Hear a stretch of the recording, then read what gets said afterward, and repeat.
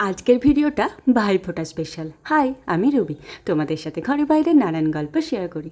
তো আজকে দিদি, মা, দিদা সবাইকে নিয়ে বেরিয়ে পড়েছি মামার বাড়ির জন্য।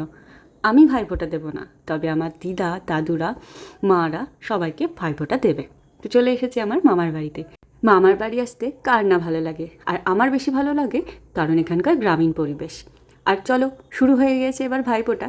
মাসি আসতে পারেনি, তাই ওকে ভিডিও কলেই দেখিয়ে দিয়েছি। তো ভাইফোঁটার পর্ব চলতে চলতেই আমরা বসে পড়েছিলাম ব্রেকফাস্ট করতে।